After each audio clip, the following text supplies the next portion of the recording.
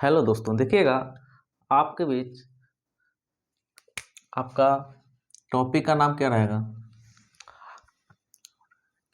Hello दोस्तों, मैं संजीत कुमार। आज हम लोग रीजनिंग का टॉपिक पढ़ने वाले हैं। टॉपिक का नाम आपका रहेगा ऑर्डर एंड रैंकिंग। क्या रहेगा? Order and ranking. तो इसमें हम लोग अभी जो लेटेस्ट में एनटीपीसी ग्रेजुएट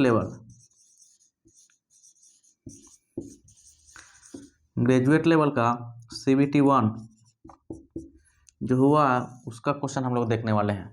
और इसमें कौन सा चैप्टर रहेगा? Order and ranking. तो इसके बारे में हम लोग जानेंगे।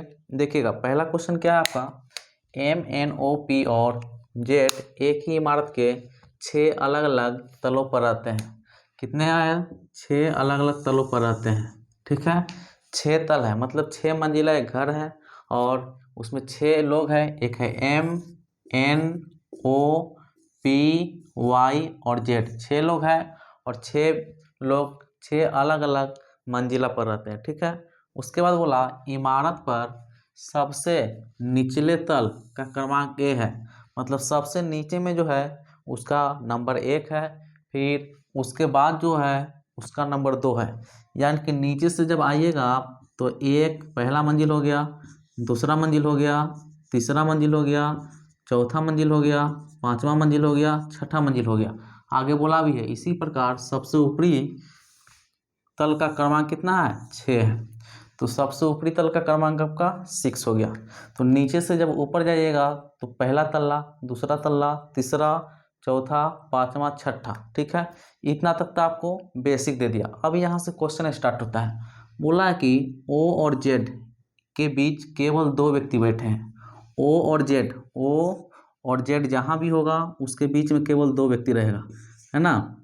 उसके बीच में कितने व्यक्ति रहेगा? 2 व्यक्ति।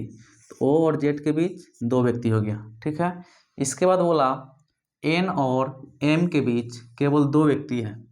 N और M के बीच में कितना है? 2। तो N और M के बीच 2 व्यक्ति हो गया। ठीक है, फिर आगे क्या है?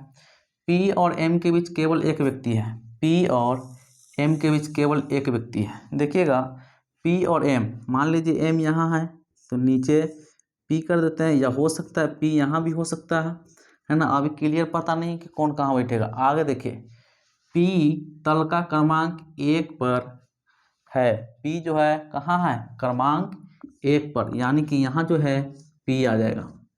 कौन आ जाएगा? P। और ऊपर में बोला, क्या बोला है कि P और M के बीच केवल 1 व्यक्ति।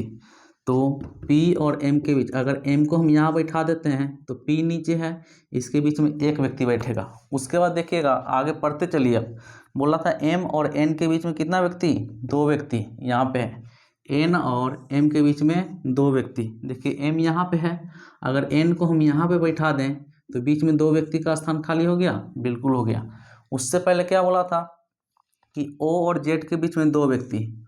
यहाँ पे O और Z के बीच में 2 व्यक्ति हैं। O और Z के बीच में कितना? 2 व्यक्ति। देखिएगा O को अगर हम यहाँ पे रखते हैं मेरे दोस्त, और Z को यहाँ पे रखना होगा तभी 2 व्यक्ति होगा, एक यहाँ पे और एक यहाँ M, या Z हो सकता है, या O या हो सकता है यहाँ पे हो, और Z हो सकता है यहाँ पे हो। ठीक है, तो यहाँ पे ही रखना होगा। उसके बाद देखिए आगे क्या बोला, O M के ऊपर रहता है। O कहाँ रहता है? M के ऊपर। तो देखिएगा O जो है M के ऊपर रहता है, यानी कि M के ऊपर कौन रहेगा? O रहेगा। तो Z यहाँ नहीं रहेगा, तो Z कहाँ रहेगा? यहाँ पे रहेगा। यानी कि O को यहाँ बैठा दीजिए और Z को यहाँ बैठा दीजिए। एक स्थान खाली है, कोई बचल होगा। देखिए MNOP, अच्छा Y कहीं नहीं बैठा है तो Y यहाँ पे बैठ जाएगा चौथा मंजिल पर। ठीक है, पूछा क्या है आपसे? पूछा है Y के नीचे कितने व्यक्ति बैठे हैं। देखिए Y के नीचे कितने व्यक्ति हैं? 3 व्यक्ति। तो इसका आंसर कितना हो जाएगा? 3। ठीक है, नेक्स्ट क्वेश्चन देखिएगा।